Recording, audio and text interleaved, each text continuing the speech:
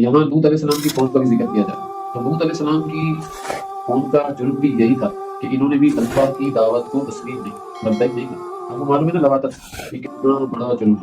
लूत अलैहिस्सलाम की कौम से पहले ये फेल किसी के अंदर नहीं था। तो इस फेल और इस बुराई की इब्तिदा लूत अलैहिस्सलाम की कौम से भी रसूल सल्लल्लाहु अलैहि वसल्लम की ज़ात ने फरमाया था कि एक वक्त ऐसा आएगा कि जिसमें औरत के साथ रहना पसंद कर रही होगी और मर्द के साथ। किस ताल्लुक के साथ?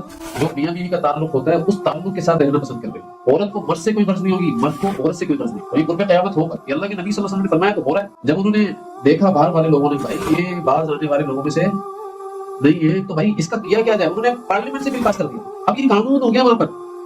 अगर कोई मर्द के साथ रह रहा है तो कोई हर्ज नहीं है, कोई उसको कुछ कह नहीं सकता। अगर कोई औरत के साथ रह रही, कोई हर्ज नहीं है, उनको कोई कुछ कह नहीं सकता। देखो जो लड़कियों का और लड़कों का आपस का ताल्लुक होता है ये भी गुनाह कबीरा है। लेकिन लड़कों का जो आपस में ताल्लुक होता है वो निहायत शिद्दत है उसके अंदर, उस गुनाह कबीरा बहुत सख्त है। इतना सख्त फैले कि हज़रत इमाम अबू हनीफा रहमतुल्लाह अलैह फरमाते हैं कि इसकी सजा, देखो लड़की और लड़का आपस में जिना करते हैं, उसकी सजा तो शादीशुदा है तो संसार है, मतलब शादीशुदा नहीं है कौन है, लेकिन इसकी सजा इमाम अबू हनीफा रहमतुल्लाह अलैह फरमाते हैं कि इसकी सजा तो ये कि इसको पहाड़ पर ले जाया जाए और पहाड़ पर ले जाने के बाद इसको वहां से धक्का दिया जाए, ये लुढ़कता हुआ पहाड़ के ऊपर से आए और ऊपर से इसको पत्थर भी मारे जाए। ये सजा है।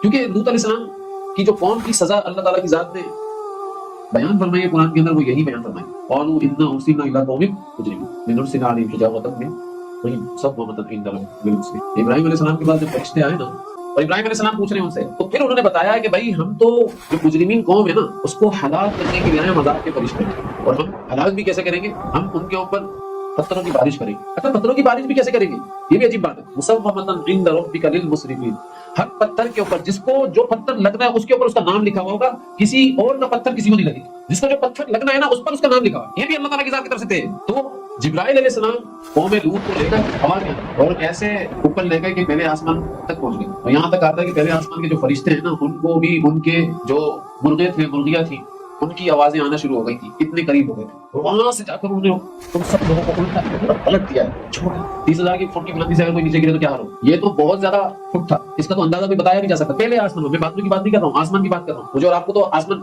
नजर तो आता है लेकिन उसकी वो मालूम नहीं कि कितनी दूर है। पहले आसमान से उन्होंने जो छोड़ा है और छोड़कर वो नीचे आए और फिर नीचे आने के बाद भी अल्लाह ताला की जात ने ऐसा नहीं, इतना बड़ा जुर्म है, ऐसा नहीं छोड़ा। अल्लाह ताला की जात ने बोला आप पत्थरों की बारिश भी करो, तो पत्थरों की बारिश भी ऐसे नहीं जिसके नाम का जो पत्थर हो उसको लगे। तो ये इतना खतरनाक जुर्म है। इसी बेस के ऊपर इमाम अबू हनीफा रहमतुल्लाह अलैह फरमाते हैं कि अल्लाह ताला की जात ने भी ऊपर से छोड़ा था, ऐसे ही पहाड़ पर छोड़ा था, इसको ऊपर से छोड़ो और ऊपर से छोड़ने के बाद फिर इसको पत्थरों की बारिश, पत्थर मारो और पत्थर मार मार कर क्या करो इसको